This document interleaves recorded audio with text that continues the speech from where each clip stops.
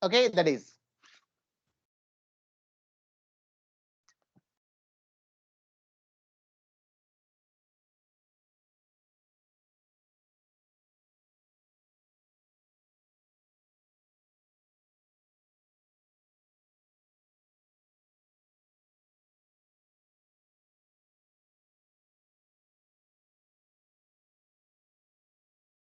Okay, and next coming to the topic, that is a classification of algae. Okay, classification of algae. When you observe this one, we already said the algae are classified into three groups, that is chlorophyceae, phaeophyceae, and rhodophyceae. That is a green algae, brown algae, and a red algae. Okay, and the classification of algae is done mainly on the type of chlorophyll pigment that is present, and next type of reserve food material, and the third one is reproduction. So these are the three main criteria by which the class algae was divided into three groups, that is chlorophyceae, phaeophyceae, and rhodophyceae. In that, we'll discuss first about the chlorophyceae, that is green algae. Okay, we can see here the members of chlorophyceae are commonly called as a green algae. Already I told you these are commonly called as a green algae. And next, when observe the plant body may be unicellular, colonial, or filamentous. Generally, we say that the kingdom Plantae includes all multicellular organisms, but this class only an exception. Chlorophyceae. Only the chlorophyceae is an exception, which includes unicellular algae of the plant kingdom. Okay, some are unicellular and free living, and some are unicellular colonial. That means they are single celled, but they live in groups. And some are multicellular filamentous. Some are multicellular filamentous forms. So we'll find unicellular, you'll find the unicellular colonial forms, and some are multicellular filamentous forms. Okay, that is, and the name given as green algae, no, that means they are usually green in color. Okay, because they consist of the chlorophyll A and B as the dominant chlorophyll pigment. That means the majorly occurring chlorophyll pigment is the chlorophyll A and B. That's why they appear green in color. That's why they are commonly called as green algae. That's why the name given as a chlorophyceae. The term chloro refers to green. Okay, they are usually grass green due to the dominance of pigments chlorophyll A and B, because of the presence of okay, dominant pigment, dominant chlorophyll pigment, chlorophyll A and B. That's why they are green in color. That's why the name given as chlorophyceae or green algae. And next, the pigments are localized in blast. And next, when you observe here, these are eukaryotic organisms now. So the chlorophyll pigment is present only in the chloroplast. They are present only localized. It means they are present only in the chloroplast. They are not present in the cytoplasm freely. They are present completely. Okay, because why we are saying this one specifically means in case of monirans, the chlorophyll pigments are present in the cytoplasm. They are not enclosed inside the chloroplast. That's why to get that particular difference, we are giving that is okay. We are saying clearly that the chlorophyll pigments are present inside the chloroplast. They are present only inside the chloroplast. Okay, and next, the chloroplast are of different shapes. The chloroplast may be discoid, plate-like, reticulate, cup-shaped, spiral or ribbon-shaped in different spaces. That means depending upon the type of the green algae, the chloroplast are of different shapes. Okay, they may be discoid. Discoid means like a like a disc shaped. That is at the center it is bulged and the ends are pointed. And the ends are pointed. Okay, if the center is bulged and the ends are pointed, then such a structure we call it as discoid. And a plate-like. Okay, in some it is a plate-like, that is flattened, and a reticulate. Reticulate means network-like, and some are cup-shaped. Okay, and some are spiral or ribbon-shaped. We can observe in case of Spirogyra. Okay, spiral or ribbon-shaped. Okay, like that in different algae, we'll find different shapes of chloroplast. And next, most of the members have one or more storage bodies called pyrenoids located in the chloroplast. So what are the storage structures means pyrenoids? And these pyrenoids are present in the chloroplast. When you observe these pyrenoids, what these pyrenoids consist of?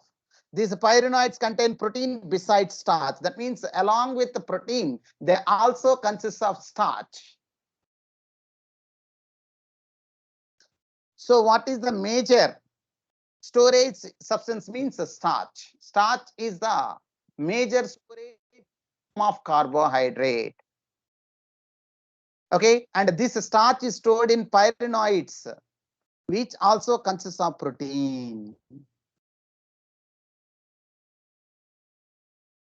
And next, some algae may store food in the form of oil droplets. Okay, that means some algae will store food material in the form of oil droplet, that is in the form of fat or lipids. Okay, that is. And next, green algae usually have a rigid cell wall made up of inner layer of cellulose and an outer layer of pectose. Okay, when you observe this green algae, the green algae are covered by a rigid cell wall, that is a hard cell wall, which is made up of two components. On the inner side, we'll find cellulose. The outer surface will find pectose. Why this pectose? This pectose, when dissolves in water, it forms a mucilage-like coating and protect the algae from decomposition. That's why this pectose is very, very important, which will protect the algae from decomposition. Okay, that's why when you try to touch this algae which are present in water, they will slip off from your hand.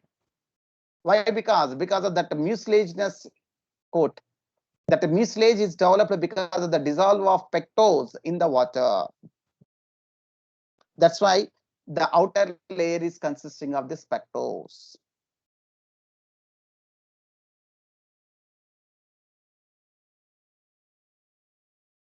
And next, coming to the reproduction. When you observe the reproduction, vegetative reproduction usually takes place by fragmentation or by formation of different types of spores.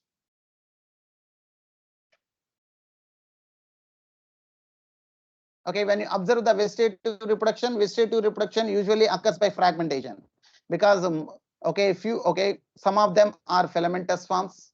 So these filamentous forms, if these filamentous structures are separated, these filamentous structures which are separated, we are by a process called fragmentation. Okay, they can develop into a new organism.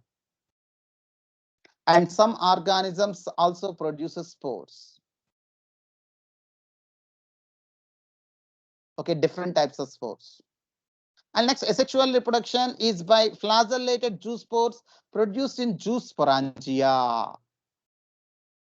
Okay, that means the asexual spores are produced by specialized structures called zoosporangia. Some of the structures some of the structures are developed as zoosporangia, and inside this zoosporangia, the flagellated spores are formed, and they're released, which when they're released, they can develop into a new algae. As they possess a flagella, we are calling it as zoospores. Okay, these are produced as a result of asexual reproduction. Here only one parent is involved. And the next word, that is the sexual reproduction. The sexual reproduction shows considerable variation in the type and the formation of sex cells. And it may be isogamous, anisogamous, or oogamous. Already we said, okay, we discussed about this one now, isogamous. If the male and female gamete are morphologically similar, that means if both the both the gametes are motile, or if both the gametes are non-motile, and the fusion occurs between those two such gametes, then such a process we are calling it as isogamous. Okay, if the gametes are morphologically different, one is motile and one is non-motile, and the fusion occurs between those two gametes, we are calling it as anisogamous. And the third one is oogamous. If the female gamete is larger in size, non-motile, and if the male gamete is smaller in size and shows motility, and if that fuses with the female gamete and only the female gamete remains, that is called as oogamous. So we find isogamous, anisogamous type of sexual reproduction in a chlorophyceae. Okay, here some of the examples of this green algae are given. You can see Chlamydomonas. It is a unicellular, okay, diflagellate algae. Okay, Chlamydomonas. It is a diflagellate. That means it consists of two flagella. It is a unicellular, free living. Whereas Volvox is also a unicellular form, but it is a colonial. Okay, it lives always in groups. Okay, and next this Elothrix, Spirogyra, and Chara are multicellular filamentous forms. Elothrix, Spirogyra, and Chara are multicellular filamentous green algae. Remember.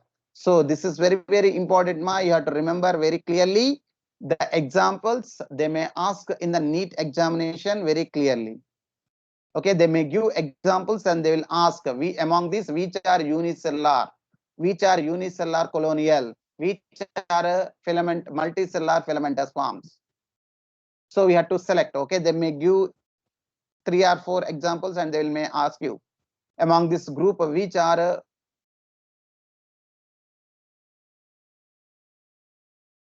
unicellular, which are colonial forms, which are filamentous forms. Okay, so you have to remember these examples. The examples are very, very important. Okay, so whenever the examples, okay, try to make a separate note of these examples. I told you in the first class itself only to maintain a separate note for a representing all these quick names, organism names, so that okay, you can go through these organism names regularly. Okay, from here onwards, you will come across with a lot of examples in every, okay, in plant kingdom, animal kingdom, okay, not only in that, in morphology, anatomy, structural organization in animals, okay, in all these chapters, you will get a different examples. So Okay, my kind request, okay, make a separate note of all these organism names. Okay, go through these organisms names regularly. Then only you can remember these examples. Otherwise, you will get a lot of confusion. You can't read in, okay, you can't get these organism names and you can't remember thoroughly in one day. If you read all the examples at a one time, okay, definitely you'll get confusion. So my kind request, make a note of all these organism names and separately, and go through those names regularly, daily, every day when you get up. Okay, once open the notebook, go through the names of these organisms. Right, okay, today, what are the names you have come across? Okay, write in the notebook or while teaching. Okay, make a note of these organism names. Okay, simply mention chlorophyll examples so that you can remember. Even we have come across, okay, in case of Monera, Protista, fungi. Also, while we are discussing, we have come across a lot of organism names. Represent Phaeophyceae. Okay, that is so. Okay, Phaeophyceae. Okay, Archaea examples. Mycoplasma. What are the examples? Okay, heterotrophic bacteria. What are the examples? So make a note of example name, organism names. Understand? Later, okay, later, okay, after the completion of this one, sir, we are finding very difficult in understanding the examples and organism names, what we have to do. And okay, I said in the first class, okay, in between also I am saying, now also I am saying. So make a note. Whenever you come across any organism, kindly note down. In +1, you'll get a lot of organism names. Okay, these organism names are very, very important in the NEET exam, actually. Because based on the examples only, they'll ask most of the questions. They will give a group of examples, okay, 3 or 4, and they will ask you among these which are so if you are thorough with these examples, then only you can understand. Otherwise, you can't understand anything. Understand, all of you? Yes, sir. Okay, that is so. When you observe some commonly found green algae or Chlamydomonas, which is unicellular Chlamydomonas. Okay, Chlamydomonas is a unicellular green algae.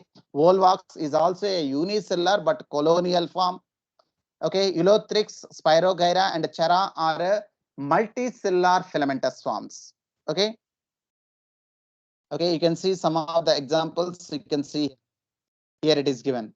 Okay, this is a Volvox. Okay, each circle is representing one organism. Okay, each circle is representing one organism. You can see how they are formed like a network. Okay, a large number of organisms living together. That's why we are calling it as a colony, colonial. It lives in groups. And you can see the peripheral region will find the parent colony and the daughter colony is present inner side. Okay, the parent colony, the daughter colony will be present towards the inner side, protecting that the parent colony will be present. Once they grow, they can get separated and they form as a new colony, the daughter colony. Okay, here we can see the Ulothrix. This is Ulothrix, multicellular filamentous form. The second one, A2. A1 is okay, Ulothrix, sorry, Volvox. A1 is a Volvox, which is a unicellular colonial form, whereas A2 is a Ulothrix, which is a multicellular filamentous form. Okay, inside we can see the chloroplast, which are disc shaped. Okay, that is about this green algae. The remaining others will discuss in the next class. Anybody is having any doubt regarding chlorophyce?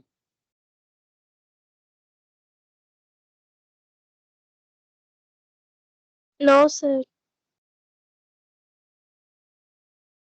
Okay,